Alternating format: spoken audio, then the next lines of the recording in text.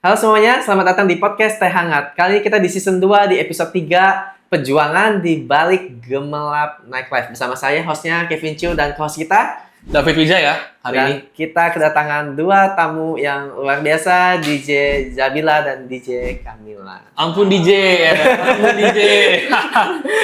Kita kedatangan para DJ juga dan pastinya kita bakal bahas lebih banyak mengenai pengalaman-pengalaman di dunia malam juga dan juga bagaimana orang-orang yang mungkin lagi nonton di sini yang ngerti ataupun yang udah terjun ke Cimpung ataupun yang belum kayak gitu. Kita hari ini bisa belajar lebih banyak ya sama kakak-kakak DJ saat ini ya.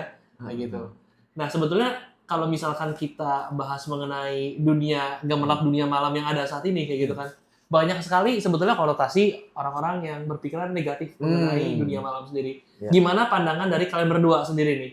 Kayak gitu. Kalau aku sih nggak terlalu mikirin pandangan orang lain ya, cuman emang ada beberapa orang yang masih berpandangan kayak gitu kan, kayak kerja malam gitu ya, kayak jelek lah atau apalah gitu. Cuma kalau aku sih nggak terlalu ini gitu, nggak terlalu pikirin. Tapi pernah nggak ada yang sampai teman-teman ini cerita kayak, "Kalau ngapain sih kerja di sini? Kayak ini kan tempat yang banyak orang nggak benernya kayak gitu. Dan ngapain sih kerja di sini dan sebagainya." Awal-awal ya. Awal waktu masih merintis banget tuh pasti itu hampir semua kayaknya semua tuh kayak, kamu kerja di sini sih, ini kan tempat malam gitu. Oke, semua orang akhirnya judging. Iya, judging, semuanya judging. Tapi once pas aku udah mulai agak naik dikit-dikit gitu kan, udah nggak ada sih yang kayak gitu. Udah nggak ada yang negatif, masih ada tapi berkurang banyak gitu. Oke. Kalau kamu sendiri gimana? Karena aku masih baru ya. Asik. Jadi judging itu tuh masih ada sampai sekarang. Oh gitu. Gitu. Jadi ya dari temen, dari keluarga, kayak lu ngapain sih nih jadi DJ? Jadi DJ tuh kan bukannya nanti kerjanya gini ya gitu. Pokoknya kayak stigmanya tuh kayak jelek banget gitu. Jadi ya aku sih paling kayak, oh ya nggak apa-apa karena aku suka musik, aku bisa kok jaga diri. Yang jawabnya kayak gitu sih. Cuman makin lama tuh makin malas menjawab ya. Iya. Jadi biarkan mereka melihat aja dari sosial media atau dari mana, dan ya udah sih tutup kuping aja gitu. Karena mau kita jelasin pun mereka kalau misalnya udah beranggapan jelek ya kita bisa apa gitu. Bener. Tapi basically gue pribadi maksudnya atau enggak beberapa teman-teman sometimes kadang lihat kayak orang yang bekerja atau perempuan yang bekerja di dunia malam, jadi akhirnya juga kita berpikir ada pikiran-pikiran yang kayaknya dia kayak gimana gitu ya dan sebagainya. Nah itu yang ada di pikiran-pikiran banyak orang kan sebetulnya. Justru di sini kita mau bahas kayak bahwa ya nggak semuanya kayak gitu loh, kayak gitu kan. Dan nggak juga sesuai dengan mungkin orang-orang berpikir ya, mungkin sampai pakai obat dan sebagainya, hal yang nggak juga kayak gitu ya. Kayak gitu. Buat sebagian besar ya ada, tapi banyak juga yang benar juga. Betul. Dari Ko Kevin gimana pandangannya kok? Gimana kalau misalkan ada dua hal yang berbeda antara DJ dan dunia malam. Jadi ada sebuah pekerjaan dan ada sebuah dunia teman-teman. Jadi kadang masalahnya adalah bagaimana penghakiman itu datang karena mereka menyamakatakan, digeneralisasi, padahal itu kan mungkin bisa jadi dua hal yang berbeda. Tapi saya nggak tahu, saya mau tanya dulu ya. Apakah memang konotasinya seperti itu dengan kenyataannya? Memangnya kan DJ itu harus pakai obat kan? Saya nggak tahu. Enggak ya? Enggak dong, jadi emang dulu awal-awal tuh waktu awal merintis banget gitu kan, yang tadi aku bilang gitu kan, aku emang jadinya tuh banyak hampir dari semua orang, bahkan hampir dari semua orang yang mereka tuh, kamu kok di dunia malam apa segala macem. Cuman makin kesini kita tuh makin bisa buktiin kalau gua tuh nge-DJ tuh musisi gitu, bukan yang kayak apa, minum atau narkoba atau apa yang gitu-gitu. Gue sama aja nih kayak musisi yang lain gitu ya. Iya, gitu, kita tuh musisi loh gitu, kita tuh di sini tuh mainin skill musik gitu kan, kita nampilin sesuatu di sini, kita entertaining gitu, gitu. Tapi benar gak sih memang ada yang buat pakai kayak gitu buat performnya dari malam sampai pagi gitu? Benar ada, cuman kayaknya itu di semua profesi juga pasti ada. Iya sih ya, kan? betul ya. Tergantung inilah, tergantung pembawaannya masing-masing lah ya. Olahraga juga ada doping ya, ada obat-obatan juga ya. Pasti ada gitu. Betul. Tapi Kak ini Nggak jadi aman.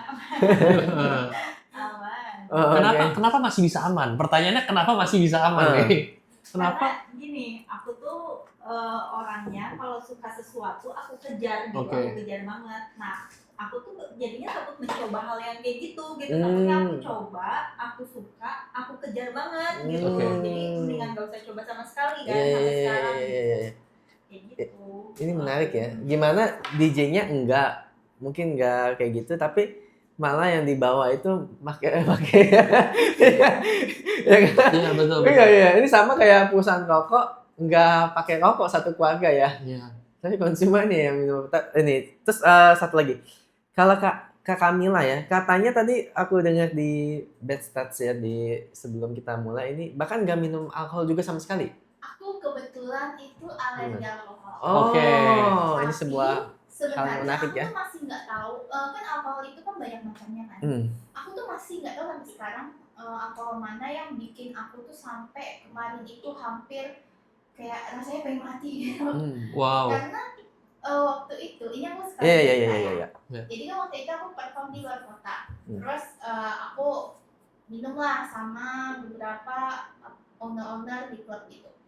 Habis itu after dari klub itu, aku tuh badanku bener-bener dari atas sampai bawah tuh bengkak merah gatel, kayak merah banget. Terus aku tuh demam, tapi demam itu badannya panas, suhunya tinggi, dingin. Alergi tuh. Dingin.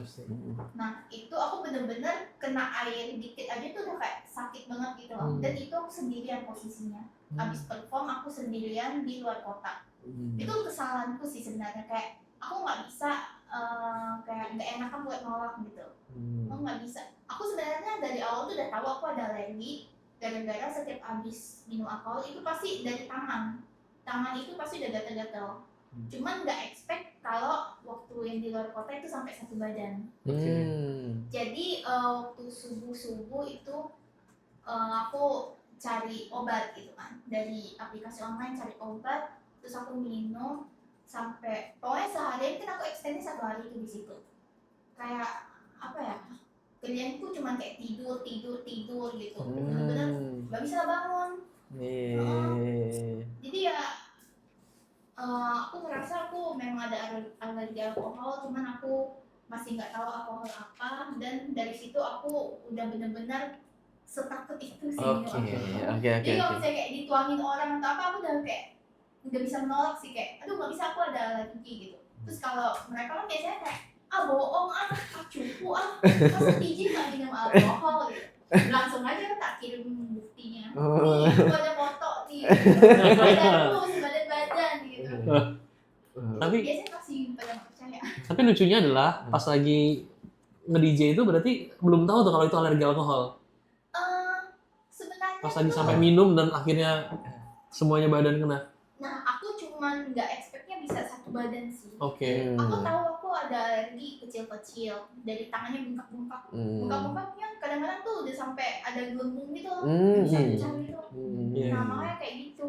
Cuma nggak expect sampai satu badan, sampai punggung, sampai benar-benar sebadan.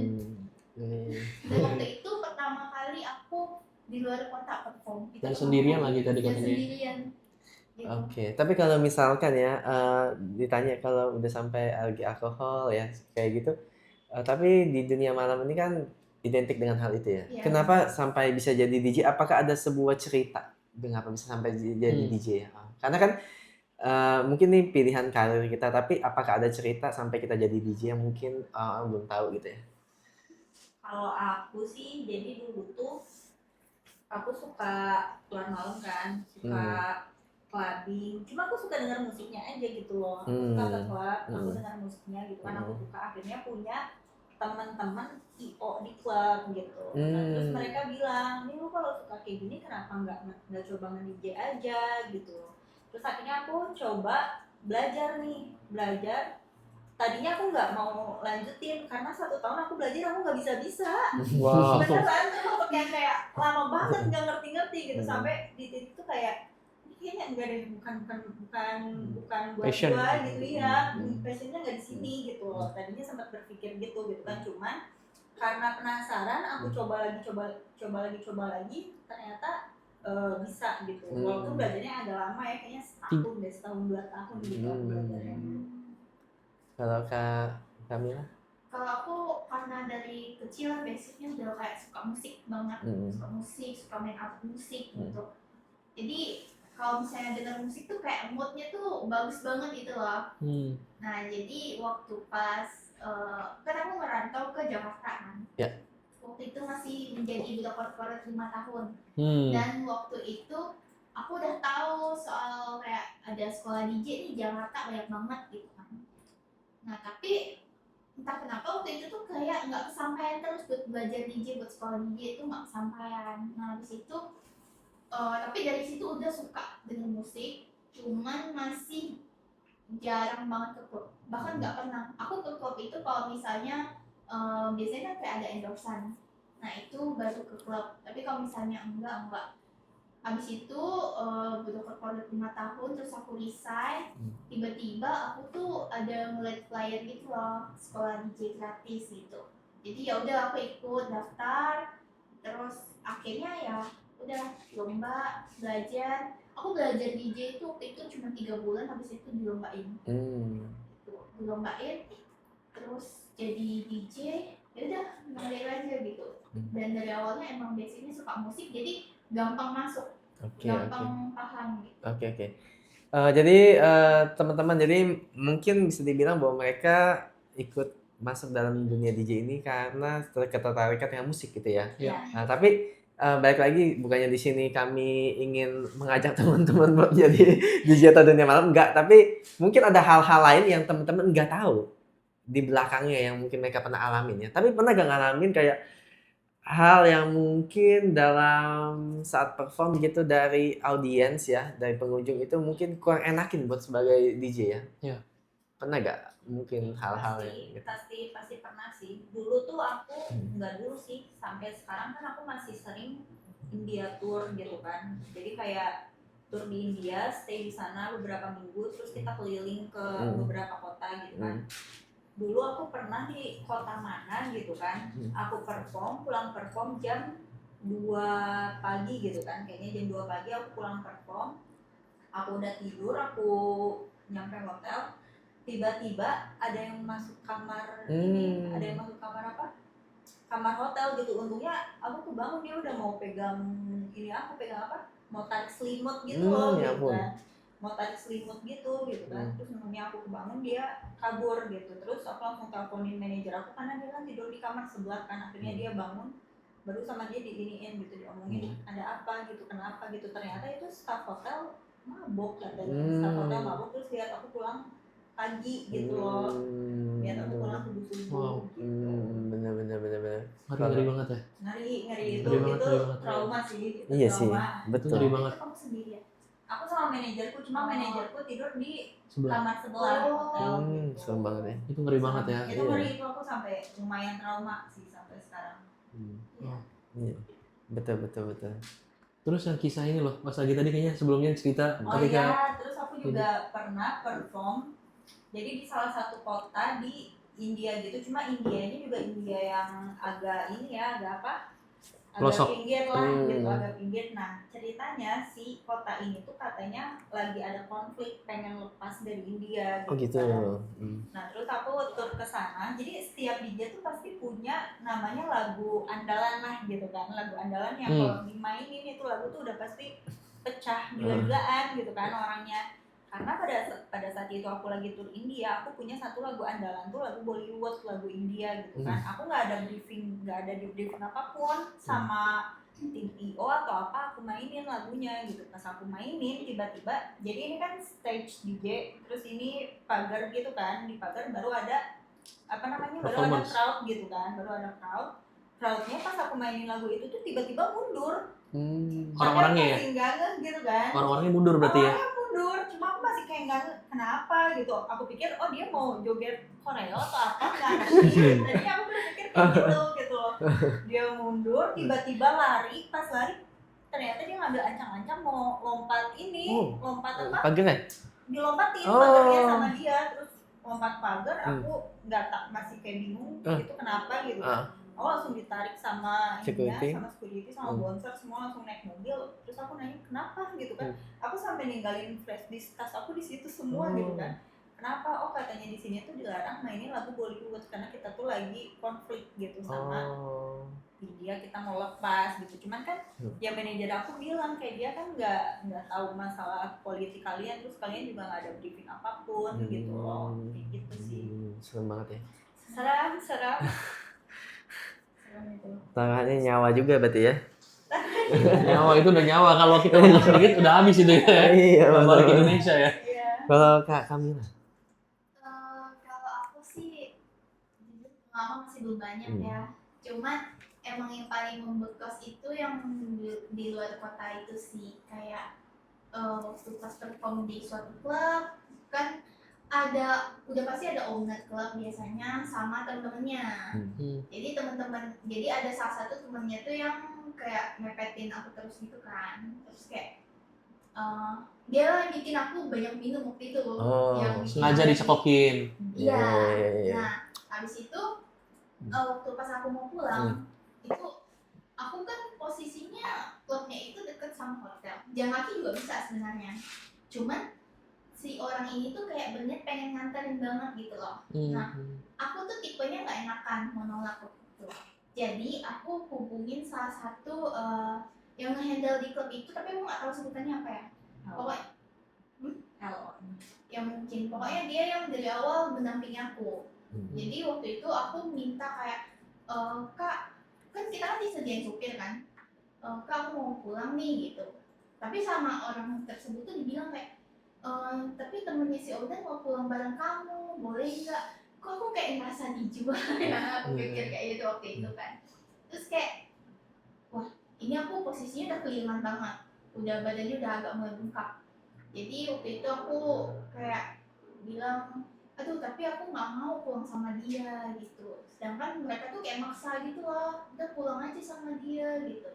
Jadi ya udah aku iyain gitu kan. Nah ini kesalahanku juga sih, kayak terlalu nggak enakan. Di dunia malam tuh nggak boleh kayak gitu. Habis itu udah sampai di depan hotel, dia tuh kunci pintu mobil sampai aku nggak bisa keluar gitu loh. Astaga. Aku nggak bisa keluar. Bener-bener dia bilang kayak aku temenin kamu tidur ya gitu loh. Kan kamu sendirian di sini. Nanti kalau pokoknya kayak diiming-iming gitu loh. Nanti kalau misalnya kamu makin kenal dekat sama aku, kamu makin bisa main di kota ini, makin aku kenalin ke ini. Terus kayak kamu bisa bahkan reguleran kayak sebulan beberapa kali main di klub ini gitu. Aku bilang aku nggak mau. Langsung di situ ngomong nggak mau. Aku nggak mau gitu. Buka nggak gitu. Sampai aku hubungin salah satu kru manajemen aku hubungin, kebetulan dia masih bangun. Itu kan sekitar jam 3 atau jam 4 subuh gitu. Nah habis itu aku teleponan kayak, gimana nih tolong aku gitu sampai minta tolong gitu kan. Habis itu aku pokoknya aku marahin orang itu sampai dia mau buka pintu. Pas dia buka pintu, pas pintunya kebuka, aku udah aku ninggalin. Tapi ternyata dia dapat nomor kamar aku dari satpam hotel itu. Soalnya yang nganterin aku ke kamar itu dari awal tuh si satpam. Nah habis itu waktu itu kan sempat tukeran WA tuh. Nah dia bilang kayak nomor kamar kamu ini ya, aku masuk ya gitu. Terus aku kayak aduh jangan deh, aku lagi sakit, aku gituin. Justru karena kamu sakit harus ditemenin katanya. Terus aku kayak enggak, aku nggak bisa gitu. Pokoknya sambil menghubungi kru manajemen aku gitu. Nah untungnya dia abis itu udah nggak tahu ngikutin kan. Cuman kan kayak takut ya. Itu pertama kali aku cewek sendiri subuh nggak ada yang nemenin juga. Dan keadaan aku tuh udah sempoyongan tapi aku masih bisa nahan diri gitu loh. Nah habis itu ya itu dari subuh sampai mungkin seharian itu pokoknya aku cuma bisa baring, bangun aja susah, kena air aja susah, makan aja nggak bisa. Jadi kayak bener-bener cuma tidur dan posisi bengkak-bengkak demam. Dan orangnya yang ngegangguin itu Dia masih WA ya. sampai sekarang masih WA ngajakin jalan, ngajakin Sampai hari ini? udah aku udah nggak tahu nomornya kemana, karena aku nggak simpan nomornya sih. Nah, Oke. pokoknya ya dari situ lah dia pokoknya kayak bilang dia pangkatnya begini-begini, pokoknya sombong-sombong gitulah, pokoknya bakal bisa bikin aku berkembang.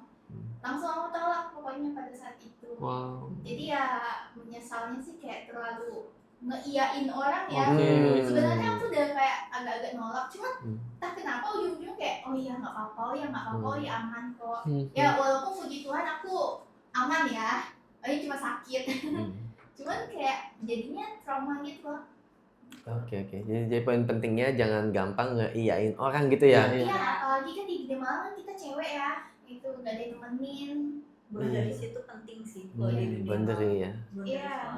Teman-teman, kita bisa lihat perjuangannya mereka yang mungkin nggak banyak orang tahu dan banyak nggak ceritakan gitu ya. Dan bukan cuma konotasi negatif, tapi ternyata ada perjuangannya, ada hal yang mereka alamin, bahkan saran yang baik. Mereka nggak seperti yang kita pikir kok. Bahkan mereka juga kasih tahu buat teman-teman di luar sana bahwa harus ada batasan, harus berani berkata tidak, dan harus punya prinsip. Bahkan kalau memang nggak bisa sekalipun, keseringan ngikut-ngikut, mending nggak usah sama sekali. Ya, gitu kali ya. betul. Berarti nggak usah sama sekali teman-teman, nggak usah sama sekali. Kalau emang nggak kuat, nggak punya prinsip, nggak bisa membuat batasan, nggak usah sama sekali masuk ke dunia live gitu ya. Jadi ada saran baik dari teman-teman DJ kita pada hari ini ya. Benar-benar. Nah, kalau kita ngomongin hal ini ya, pernah gak sih kepikiran mungkin di dalam menjalani hari-hari gitu ya, kayak mau nyerah gitu. Mau nyerah dalam kehidupan gitu. Aku mau nyerah jadi DJ pernah. Tapi waktu awal-awal masih merintis gitu ya, karena nih aku ini kan mulai belajar itu tahun 2011 gitu kan. Aku tuh gak dibayar nge-DJ 3-4 tahun tuh aku gak dibayar sama sekali. Tapi aku perform. Aku main kesana kesini, cuma ya gitu ya, maksudnya ada yang kena tipu lah, ada yang apa, pokoknya nggak ada hasil gitu loh. Sampai di titik aku tuh kayaknya nggak bisa deh gitu, maksudnya hidup dari sini gitu kan. Aku sampai mau tadinya udah sampai mau ngelamar kerja, udah aku kerja 9 to 5 aja, jadi karyawan aja gitu kan. Sampai berpikir kayak gitu, sampai udah benar-benar surrender lah, udah gitu kan, udah stop. Ternyata besoknya ada salah satu artis telepon aku nggak tahu dia dapat nomor aku dari mana. Dia bilang, halo, ini Zabila ya? Iya. Aku bilang, ada salah satu brand mau kontrak kamu, nilai kontraknya lumayan besar gitu kan. Gitu sih pada saat itu malahan bayaran terbesar aku gitu. Karena kan aku nggak dibayar kan selama 3-4 tahun ke belakang itu kan. Itu bayaran terbesar aku, dan itu kontraknya itu 1 tahun atau 2 tahun di berapa puluh kota gitu, berapa puluh titik gitu kan. Terus ya udah itu sih yang akhirnya aku lanjut gitu sampai sekarang. Tadinya tuh malamnya aku udah mau ngelamar kerja gitu, padahal gitu mau stop udah gitu. Oke. Luar biasa ya. Kalau DJ Kamila? Mau nyerah sih pasti ada ya. Apalagi kan aku emang baru-baru merintis kan, bener kata Kak Zabila. Awal-awal merintis tuh kayak apa ya, masih pengenalan gitu loh. Bisa bertahan atau enggak gitu. Nah aku tuh sering banget mau menyerah karena aku emang basicnya suka musik. Cuman tak kenapa aku tuh ngerasa tidak masuk sama lingkungan kerjaannya. Kayak dunia malam, kayak pakaiannya. Kebanyakan kan DJ, apalagi DJ cewek kan zaman sekarang kan sorry, tapi kayak lebih lakunya itu kalau yang pamer-pamer badan dan segala macam gitu. Sedangkan aku tuh masih yang nggak bisa yang begituan gitu. Jadi kadang aku berpikir mau aku kembangin skill juga, kalau misalnya aku nggak bisa menjual apa sih kayak branding ya susah juga gitu kan. Terus kerja di dunia malam kan, apalagi cewek kan kayak pasti banyak diomongin orang juga, dari mental sana sini juga, dari pihak apa sih kayak terdekat juga nggak ada yang dukung gitu. Jadi kayak aduh nggak ada yang dukung nih, ditambah keadaan kerjanya seperti ini. Terus juga pernah ada satu momen beberapa kali pas perform tiba-tiba paniknya aku tuh kambuh gitu. Panic attack. Panic attack gitu ya? Panic attack. Jadi pada saat lagi perform tiba-tiba panik itu kayak benar-benar ngeblank sama alatnya. Padahal lagi di pertengahan. Terus kadang-kadang badannya kaku banget gitu. Jadi aku tuh kayak ngerasa kok aku kayak nggak siap ya secara mental ya gitu. Kok aku kayak nggak cocok ya di dunia malam ini ya, karena kan basic sebelum DJ kan emang aku juga bukan anak clubbing kan, jadi nggak terbiasa gitu loh, sama bau asapnya juga aku juga nggak terbiasa sebenarnya. Jadi kalau misalnya apa sih kayak cium-cium bau kayak gitu atau minum atau apa, bener-bener nggak suka jujurnya. Cuman sukanya tuh musik tok doang. Gitu. Jadi ya sering nyerah sih, bahkan kayak pengen balik jadi budak korporat. Pengen balik jadi budak korporat atau pengen kursus yang lain, coba-coba yang lain gitu. Makanya DJ ini juga aku nggak menjadikan kerjaan utama sih. Karena ya aku juga masih belum siap secara mental gitu. Cuman ya tetap dicoba aja, kalau misalnya ada job ya tetap dikerjain aja gitu. Jujur menurut gua kalau misalnya kita ngobrol kayak gini, kerja jadi di dunia malam atau DJ pun itu sesuatu yang berat sih menurut gua. Nggak, walaupun banyak enaknya juga ya, kita bisa jalan-jalan, traveling dan sebagainya, tadi kita bahas. Cuman kayaknya tadi tekanan sosial masyarakat dan juga tadi ya, apalagi buat perempuan itu kan suatu tempat yang nggak aman juga Ya, sebetulnya. benar. Gimana menurut Kak Zabila? Kalau aku sih udah punya beberapa rules ya. Oke. Jadi aku udah punya rules sendiri nih, gitu kan. Misalnya kayak itu tadi gitu kan, nggak boleh, nggak enakan kalau menurut kita itu kita nggak mau, ya udah say no aja gitu kan. Terus yang kedua masalah minuman gitu kan, jangan pernah terima minuman yang sudah terbuka. Gitu kecuali kan. ini ya teh hangat ya. Gitu. Terus yang ketiga, pembawaan dirinya harus benar ke orang, venue, ke klien, ke apa segala macam. Pembawaan dirinya juga harus benar gitu loh. Emang kita datang ya kita nggak DJ gitu kayak gitu loh gitu. Pembawaan dirinya harus benar yang gitu sih. Jadi aku emang udah ada beberapa rules aja gitu yang aku jalanin sampai sekarang. Dan kenapa bisa sampai lebih dari 10 tahun masih bisa bertahan di industri DJ ini kayak gitu? Jadi karena orang tua aku juga kan kebetulan di entertain juga kan. Jadi aku tuh emang dikasih tahu dari awal gitu loh. Jadi kamu mau nyemplung di entertain tuh ada banyak hal yang nggak bisa kamu lakuin gitu. Kayak contohnya jangan gampang terbawa gitu kan. Balik lagi yang tadi, jangan gampang terbawa. Jadi harus berani say no. Kalau menurut kamu itu udah nggak benar, udah say no gitu kan. Terus yang kedua, jangan narkoba sih. Mama aku emang bilang terang-terangan jangan narkoba ya gitu. Terus yang ketiga, jangan pernah bikin berita negatif apapun gitu. Karena aku nih jujur aja pernah ditawarin buat bikin yang kayak gitu-gitu gitu loh. Kayak mau nggak nih bikin berita ya kayak gini ya, nanti namanya naik loh, cepet loh, kayak gitu-gitu gitu. Cuman kata orang tuaku jangan bikin yang kayak gitu-gitu, karena kalau yang bikin yang kayak gitu tuh emang benar namanya tuh naiknya cepet gitu, tapi turunnya juga bakalan cepet juga gitu. Jadi mendingan pakai jalan yang benar-benar aja lah gitu. Maksudnya nggak apa-apa pelan-pelan tapi stay stable di situ gitu. Mending pakai jalan yang kayak gitu loh. Kalau aku gitu. Luar biasa. Jadi Kak Zabila punya alasan kenapa dia bisa punya prinsip ya. Nah kalau Kak Kamila gimana? Kok bisa buat boundaries gitu, buat nggak aneh-aneh? Ada alasannya ya? Bisa membuat hal itu? Lebih ke apa ya? Karena aku tuh tahu ada beberapa hal yang kayaknya tuh aku tuh nggak usah ikutin karena akan merugikan diri aku ke depannya. Gitu loh. Akan merugikan diri aku dan orang di sekitar aku, kayak pasanganku, keluargaku gitu.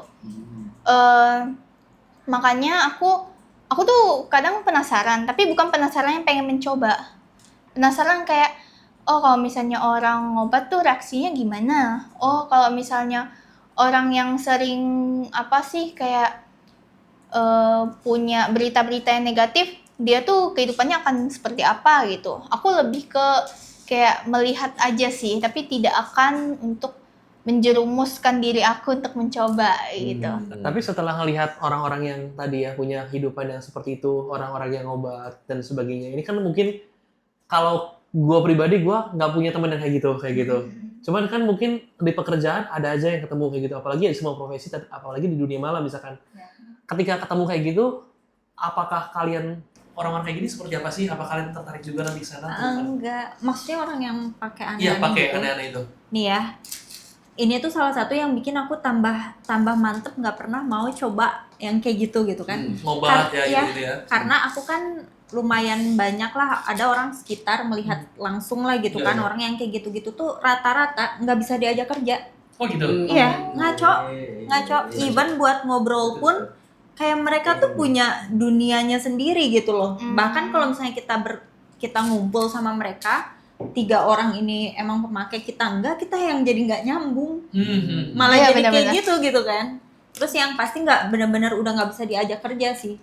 Nggak bisa, karena aku juga banyak case temen yang sebenarnya dia udah punya nama besar gitu tadinya gitu kan, karena kayak gitu kan akhirnya nggak bisa diajak kerja, attitude-nya hancur, apanya hancur, udah nggak dipakai lagi. Yang aku lihat yang bikin aku tambah mantep, nggak mau pakai yang gitu-gitu lagi. Dan sekarang banyak itu yang kayak apa? Dia bilangnya vape, tapi itu ternyata isinya adalah apa namanya, ketamin ya. Ya, jadi kipot mereka sebutnya, dan banyak korbannya itu adalah anak-anak sekolah gitu, anak-anak yang masih kuliah gitu ya. Jadi berarti kita kasihan juga ya. Jadi maksudnya anak-anak muda ini generasinya dirusakkan dengan itu gitu kan. Kasian. Banyak banget orang yang sebenarnya hidupnya kita lihatnya kayak udah oke banget, udah bahagia banget, cuman karena pakai itu jadi orang aneh gitu loh. Kita ngobrol aja udah nggak bisa, apalagi diajak kerja kan, apalagi diajak berpikir yang gimana tuh udah nggak bisa gitu. Kayak gitu. Nah, kalau dari Kamila gimana? Penasaran dulu. Apa ya? Kayak tadi orang-orang yang mungkin tadi teman-teman kan ada yang pakai tuh obat-obatan dan sebagainya. Iya. Terus setelah tahu nih sikap-sikapnya, makin mantap pakai atau makin mantap nggak pakai nih? Makin mantep nggak pakai sih, karena aku tuh tipe orang yang sangat-sangat kalau misalnya keluarin uang juga mikir keras ya. Apalagi kalau misalnya apalagi kalau misalnya keluarin uang buat hal yang kayak gitu tuh menurut aku kayak aduh enggak deh. Soalnya aku juga kan nggak nge-vape, nggak ngerokok gitu kan. Bener-bener aku ya kalau misalnya di dunia malam, aku tuh sering dibilang cewek cupu, cewek polos. Aku kayak, Emil kamu polos banget sih, kok kamu minum aja nggak mau, ini nggak mau. Minum rokok vape enggak tuh, itu luar biasa sekali ya. Enggak. Bahkan kayak apa ya, kayak aku tuh ngerasa ya buang uang gitu. Yang pertama buang uang kayak gitu. Terus kayak gak bagus buat kesehatan juga kan. Terus emang aku itu berada di circle tersebut pada saat aku jadi DJ doang. Kalau misalnya aku lagi nggak nge-DJ, aku tuh akan di circle yang beda jauh. Kayak di lingkungan pertemananku tuh jomplang. Kan aku kan juga content creator kan. Nah, content creator sama DJ kan beda jauh. Betul. Nah, jadi aku tuh lebih dominan ke content creator, makanya pada saat di luar pekerjaan DJ pun aku tidak akan kayak gampang terjerumus karena circle pertemananku beda. Dan aku udah ngeset pertemananku kayak gitu. Gitu. Berarti circle pertemanan itu juga penting banget gitu ya. Penting banget karena itu yang paling bisa menjerumuskan loh. Jangan jauh-jauh di dunia DJ aja banyak banget yang mau menjerumuskan kita ke sini gitu. Cuman ya tergantung kita lagi gitu loh. Betul. Kalau David inget ya kok yang apa? Ada ayatnya kita tuh mengenai jagalah pergaulan kita tuh ya, betul ya? Betul. Kita pada ya. Jadi mungkin bisa disambungkan ke sana gitu ya. Iya. Tapi yang menarik adalah karena sometimes buat orang-orang awam akhirnya berpikir bahwa orang yang DJ ya mungkin kehidupannya juga ya tadi di kehidupan malam aja gitu. Ternyata nggak segitunya juga. Ada banyak DJ juga yang memang tadi mereka punya quality yang bagus, mereka juga menjaga hidupnya supaya nggak terjerumus ke hal yang tersebut juga kayak gitu kan. Bener. Dan itu yang tadi yang mungkin disampaikan sama DJ yang kalau kita bilang udah senior juga ya. Jadi gimana caranya supaya bisa lama juga di dunia per-DJ-an ya kayak gitu, menghindari hal yang mungkin merusak reputasi ya. Ya, reputasi itu Benar. penting. Reputasi penting banget. Iya, betul. Tapi kalau penasarannya adalah kalau misalkan dari orang-orang kan sekitar memandang bahwa DJ ini kan pekerjaan yang mungkin tanda kutip nggak bagus kayak gitu kan. Gimana cara nyikapinnya kayak gitu akhirnya? Apakah berdamai dengan diri sendiri atau ya udah? Aku cuman gimana ya? Cuman work on myself aja sih. Jadi kayak ngeliatin misalnya nggak benernya di bagian mana gitu loh. Karena aku juga perform juga nggak yang pakai baju yang gimana-gimana juga gitu loh kan. Terus emang semua setlist aku bikin sendiri, maksudnya aku kerja loh gitu, aku mikir nih bikin setlist ini gitu loh, terus aku baca crowd ini tuh juga aku mikir juga gitu loh. Jadi balik lagi gitu, tadi aku memisahkan di mana yang namanya musisi dan stigmanya itu gitu loh. Kalau aku itu. Kalau dirimu gimana? Kalau aku sih bodo amat ya. Awal-awal tuh emang ya mungkin bodoh amatnya aku juga sampai sekarang kadang-kadang masih kepikiran. Cuman lebih ke kayak aku tuh di dunia DJ, masuk ke dunia DJ itu karena pertama kali aku suka musik. Terus yang kedua, ya aku pengen cari uang dari sini gitu loh. Dan aku tuh karena pure cuma mau cari uang, aku nggak aneh-aneh juga. Ya walaupun orang di luar sana yang nggak tahu kita seperti apa kan udah menganggap, aduh dia mah nggak mungkin nggak ini, nggak mungkin. Iya betul. Iya, Nggak mungkin nggak pernah. Orang pergaulannya di situ. Nggak mungkin ngobat, seks bebas atau minum lah bla bla bla. Cuman ya itu balik lagi, mau kita ngomong 1000 kali pun soal diri kita, orang tuh kalau misalnya udah berpikiran jelek ya jelek aja gitu loh. Gitu. Jangan kan jauh-jauh dari keluarga sendiri aja udah kayak, "Duh, ngapain sih lu kerja gini. Nanti lu begini." Ya gimana, namanya kita udah umur segini ya harus cari uang gitu kan. Yang penting kan tetap harus bisa jaga diri aja sih, jaga diri. Terus kayak kita apa ya, jangan sampai menjerumuskan diri kita. Orang lain anggap kita jelek, it's okay, nggak apa-apa, yang penting kita jangan jelek gitu. Kita nggak usah memperdulikan sekitar. Sekitar juga nggak ada yang ngasih kita uang gitu. Jadi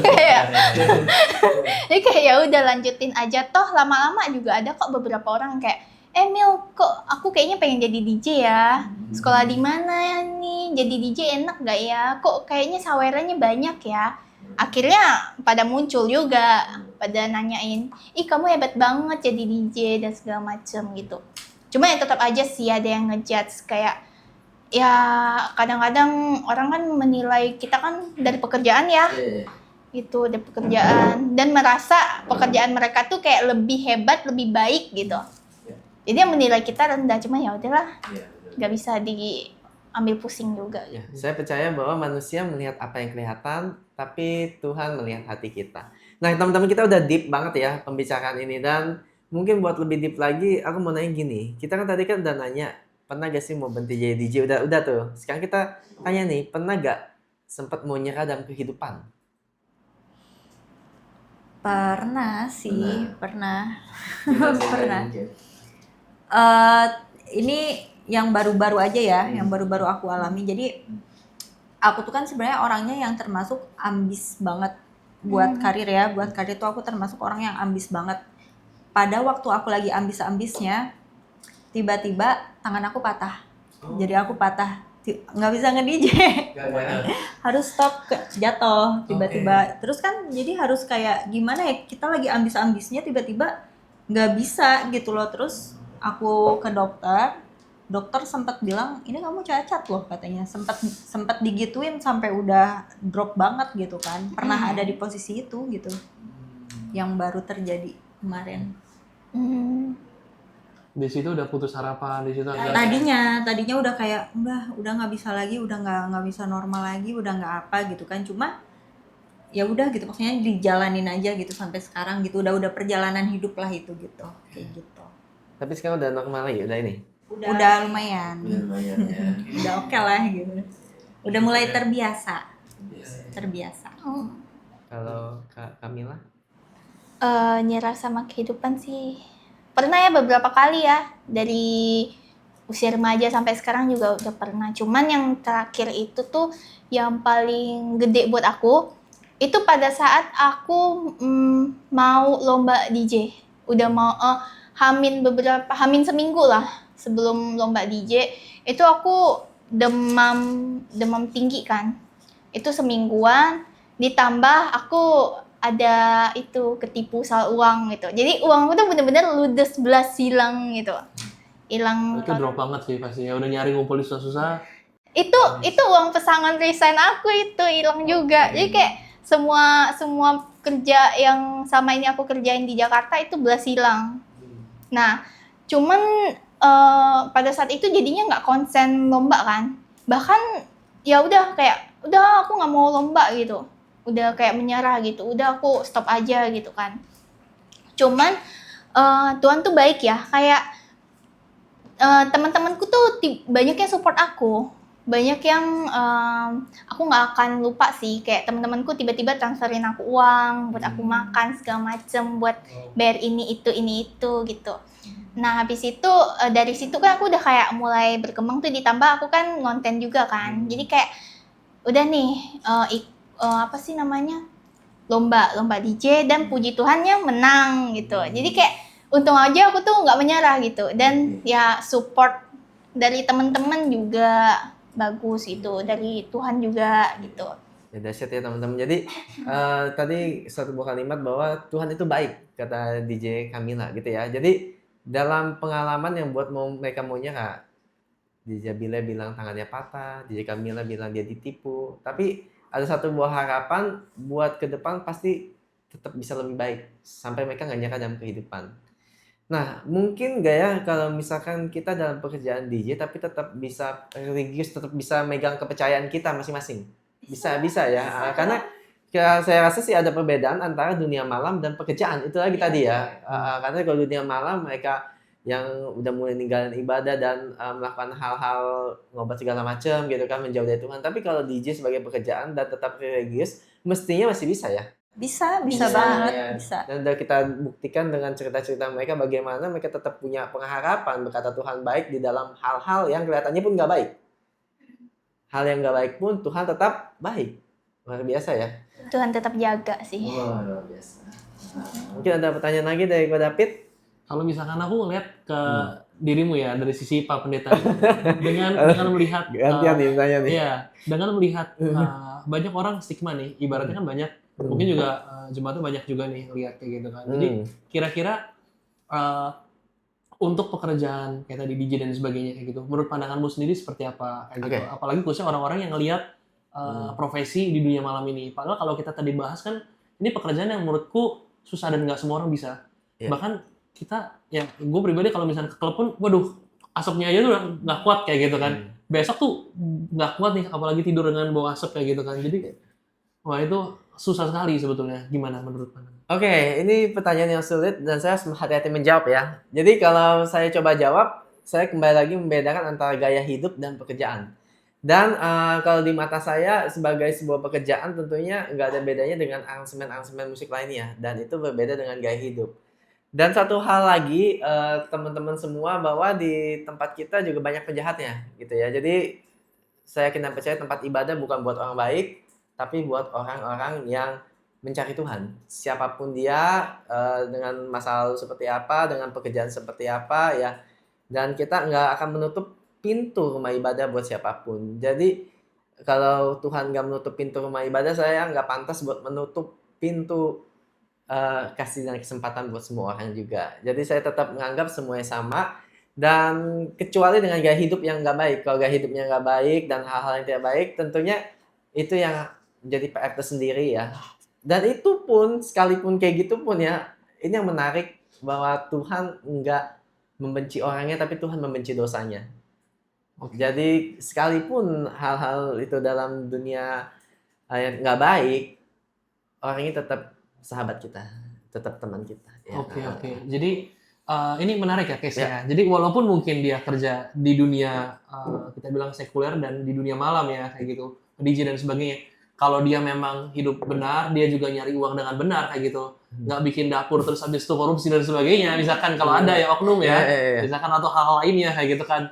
Ya kalau misalkan memang benar ya udah gitu kan kayak gitu. Yang penting bisa jaga diri tadi kan, menjaga integritas dalam kehidupan dan dia punya boundariesnya kuat. Sorry kalau David potong. Saya mau kasih pertanyaan balik buat teman-teman dan David nih ya, buat kita brainstorming. Gimana kalau misalkan kali ini orangnya baik di tempat ibadah pekerjaannya ya, tapi dia melakukan hal yang gak baik. Oke. Nah, misalkan dia melakukan hal yang gak baik ke umatnya, kayak yang kemarin kita lihat di berita-berita ya. Kalau kayak gitu gimana teman-teman? Jadi kalau kita dari diskusi kayak gini, bukan bicara soal tempatnya, tapi bagaimana cara kita menyikapinya dan cara kita berperilaku jadinya. Ya juga, karena ya mau gimana pun di tempat yang baik sekalipun bisa jadi kita juga melakukan tidak baik kan sebetulnya. Betul. Gitu. Dan Jadi, sekali lagi kita nggak membenarkan apapun, tapi kita mencoba memahami. Iya betul. Memahami. Iya. Mencoba memahami. Tapi kalau misalkan kita bahas mengenai dunia, ini sebetulnya bahas lagi kembali ke per-DJan ya, kayak gitu. Gimana caranya mungkin buat orang-orang yang saat ini lagi mau masuk ke dunia DJ ya. Tadi kan dibahas ada boundaries dan sebagainya kayak gitu harus dibuat kayak gitu. Gimana caranya orang yang mungkin ada di dalam sini itu ya tetap bisa bisa lama dan juga tetap bisa menjaga integritasnya kayak gitu. Ada nggak? Apakah dia mungkin harus ya udah habis pulang kayak dia nggak usah ngumpul-ngumpul lebih lama kayak gitu kan sama Enggak kayak gitu juga sih. Yang penting dia harus paham sama poin-poin boundariesnya dia sendiri gitu loh. Jadi misalnya ya dia bikin aturan sendiri gitu, dia menurut dia apa yang udah melewati batas gitu, dia harus udah stop gitu dari situ gitu. Dan nggak boleh nggak enakan ya tadi. Betul. Harus berani say no. Itu dimanapun ya. Dan jaga circle juga gitu ya, jaga circle. Iya benar, jaga circle pertemanan. Sampai akhirnya bisa sampai jangka panjang ya. Iya betul. Kalau misalkan ditanya lagi, kita balik lagi ketika awal mau masuk DJ, tetap mau masuk DJ atau enggak? Tetap. Oke. Alasannya karena Suka musik. Karena menurut aku ya di DJ itu emang pekerjaannya lumayan enak sih gitu. Karena kan kita kerja perform 1-2 jam, terus kita traveling kemanapun gitu kan.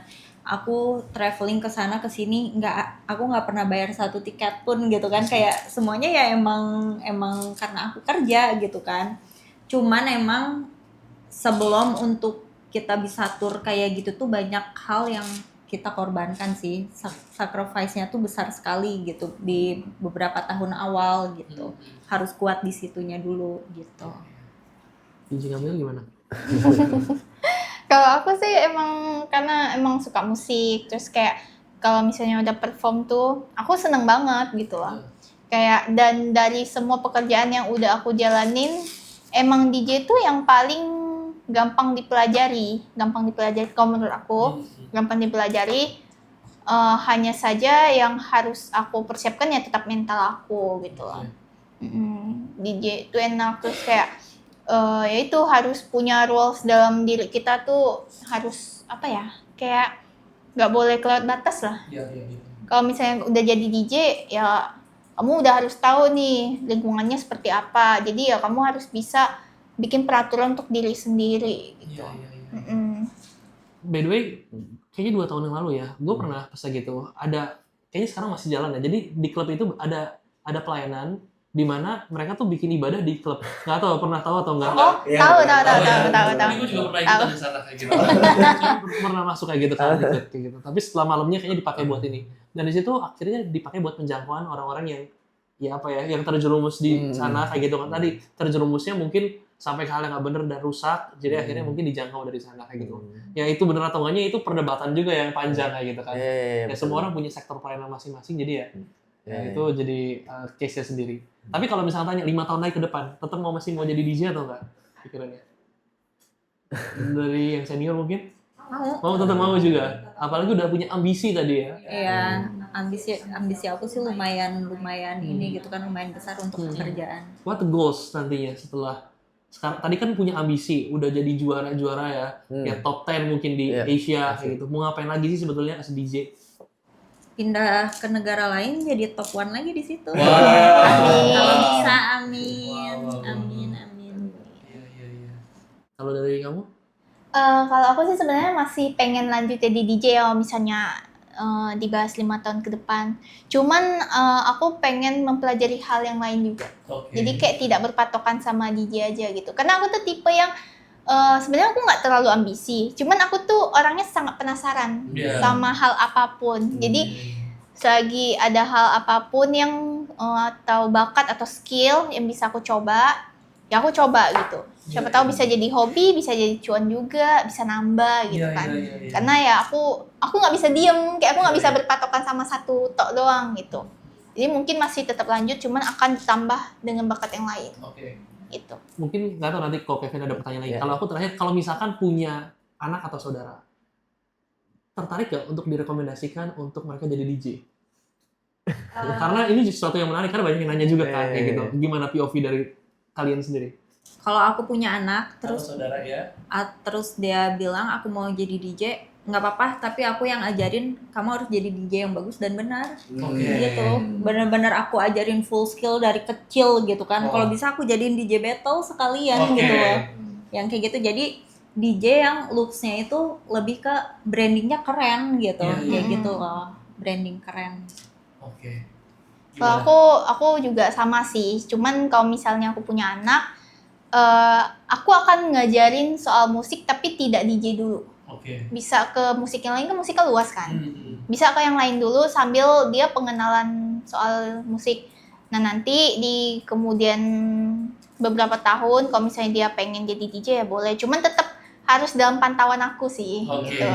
Tetap harus dalam pantauan aku gitu. Jadi kalau misalnya untuk keluarga sih aku tidak menyarankan sih. Untuk keluarga aku, untuk pasanganku aku tidak.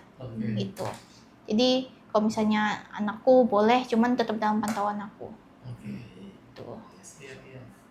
Kevin gimana? Ada gitu? Kalau dari aku sih nggak ada pertanyaan lagi karena aku juga dari tanya-tanya ke David dia narasumber tambahan nih. Oke, gini. Mungkin closing statement ya, statement dari teman-teman. Dari siapa dulu? Dari Kamila kali ya, boleh. Kenapa? Statement memberikan pesan mungkin buat teman-teman di luar sana penonton, ada hal yang mau disampaikan nggak? Apa ya? Ya pokoknya kalau misalnya ada temen atau keluarga yang memang kerja di dunia malam, itu kalau bisa jangan langsung dijudge gitu. Boleh nanya, karena kalau misalnya bertanya kan pasti akan tetap dijawab gitu. Cuman jangan sampai langsung ngejudge gitu, karena kita tuh nggak tahu mental seseorang, kita tuh nggak tahu perjuangan seseorang dari awal sampai ke tahap ini tuh gimana gitu loh. Dan belum tentu juga pekerjaan di tempat baik tuh orangnya baik gitu kan. Jadi ya, dan kalau misalnya pun ada yang pengen masuk jadi DJ atau masuk ke dunia malam, itu benar-benar harus ngeset boundaries sama harus punya peraturan sama diri sendiri. Jangan sampai kita terjun ke suatu hal yang nggak benar, dan bukan hanya kita yang rugi, tapi orang di sekitar kita pun jadi ikutan rugi gitu. Itu sih. Dari DJ Nabila. Kalau kalian ada yang terjun di dunia malam juga, pesan aku sih kalian harus tetap fokus sama misi utama kalian ya. Misalnya misi utama kalian tuh mau apa gitu, harus tetap fokus ke misi itu gitu. Jangan sampai di pertengahan jalan ada arus apa ikut gitu. Tetap lurus aja gitu, kerja yang benar aja gitu, nanti juga pasti ada jalannya gitu kan. Benar. Mungkin dari aku kali ya. Kita sebetulnya tadi banyak diskusi juga di sebelum take konten kayak gini juga. Aku ngeliat ternyata DJ itu kalau kita bilang sebuah profesi yang sama seperti profesi content creator, apoteker, atau profesi-profesi lainnya. Dan profesi ini juga membutuhkan skill, bukan cuma sekedar gaya-gayaan doang. Tadi milih lagu itu susah sekali loh. Kalau suruh milih, saya suruh kayak gitu, saya nggak akan bisa kayak gitu. Milih lagu pun yang tren di negara-negara tadi, di negara India, misalkan kita pindah ke daerah tertentu, itu kita harus riset daerah tersebut, dan kita lihat lagu-lagunya seperti apa, dan itu nggak gampang sama sekali. Menurutku itu butuh proses kayak gitu. Kalau suruh tanya, gue bisa nih begini, nggak bisa kayak gitu. Ini butuh proses. Bahkan tadi ya, buat bisa naik aja itu butuh reputasi yang baik. Nggak bisa sekedar jual tubuh doang tapi nggak punya skill kayak gitu. Tapi harus diimbangi kedua-duanya kayak gitu. Skill yang baik dan nama baik juga itu penting, jaga reputasi juga baik. Sama halnya seperti profesi lainnya, profesi ini juga butuh skill, dan apapun yang terjadi di tempat apapun kayak gitu kan. DJ karena memang biasanya di klub-klub kayak gitu ya, dan itu bukan malam, ya terjadilah seperti itu. Dan stigma yang muncul itu yang akhirnya bisa menjadi penghakiman. Ya kan, kita bisa menjadi hakim buat ya orang-orang yang kerja di dunia malam. Padahal apa yang kita pilih atau apa yang kita tentukan tadi kan itu nggak bisa kita pilih kayak gitu kan, mau di dia malam cari uangnya ada di situ kayak gitu. Jadi ya kita sebagai orang yang menjadi pengamat kayak gitu nggak bisa kita menghakimi secara langsung kayak gitu kan bahwa dia salah kayak gitu. Bisa jadi kita yang lebih nggak bener gitu loh. Bisa jadi orang yang duduk di kantor dia lebih banyak nggak benernya, dia banyak makan duit rakyat dan sebagainya kayak gitu kan. Nggak ada yang pernah tahu kayak gitu. Bisa jadi ya mereka berjuang buat hidupnya sendiri, mereka juga melakukan hal yang benar kayak gitu kan. Dan ya dia tidak merugikan, at least dia tidak merugikan banyak orang, apalagi merugikan masyarakat Indonesia misalkan kayak gitu. Jadi kita nggak pernah tahu itu bisa terjadi. Jadi ya yang paling penting ya silakan fokus ke apa yang kita bisa kerjakan. Kalau memang kita mau memberikan nasihat atau feedback, berikan yang halus kayak gitu, bukan yang mengkritik pedas sehingga buat orang ini jadinya akhirnya kecewa juga sama ya orang-orang yang lain kayak gitu, malah bukan yang untuk merangkul tapi malah menjudge, itu juga kan hal yang salah kayak gitu. Mungkin itu sih. Jadi hari ini kita bisa kebuka pandangannya, wawasannya, thank you banget kayak gitu. Ini senang banget jadi akhirnya bisa ngobrol dan melihat ternyata profesi ini tuh tidak seburuk yang dipikirkan banyak orang loh gitu. Dan profesi ini tuh keren loh kayak gitu, keren loh kayak gitu, dan menjanjikan juga kayak gitu. Orang yang mau tertarik juga ya bisa aja mau, tapi yang penting tadi ada rules-rules yang harus dijaga dengan baik. Gak sembarangan orang mau ikut-ikutan juga. Mungkin itu point of view. Mau tambahan tadi? Iya, oke. Thank you so much buat semuanya yang udah kasih closing statement ya. Jadi teman-teman, harapan saya pertama semoga Brazil menang ya. Benar-benar. Kedua adalah mengenai hal ini tadi ya. Mungkin semua udah lengkap tadi, udah bahas semuanya. Saya di sisi yang lain coba ya, di sisi buat teman-teman yang saat ini masih bergumul di dunia malam dan mungkin bingung ya, mungkin tadi cuma galau-galau atau ikut-ikutan teman. Jangan sampai terjerumus lebih dalam buat hal-hal yang gak baik gitu ya. Karena teman-teman DJ kita aja ada batasan-batasan yang mereka buat. As a profesional, mereka tetap buat prinsip, mereka buat dengan segala sesuatu yang baik ya, batasannya. Kita juga seperti itu teman-teman. Kalau nggak bisa mending nggak usah. Kalau nggak bisa mending nggak usah. Karena nantinya yang rugi adalah teman-teman sendiri gitu. Dan ingat bahwa di dalam segala perjalanan hidup kita pun Tuhan tetap baik meskipun kita nggak baik. Dan harapan saya supaya teman-teman saat ini yang mulai meninggalkan ibadah tetap kembali ke tempat ibadahnya. Oke, itu aja dari saya. Terima kasih buat DJ Zabila, terima kasih buat DJ Kamila dan Ko David luar biasa. Thank you banget ya. Dan sampai jumpa di episode selanjutnya. Bye-bye, thank you.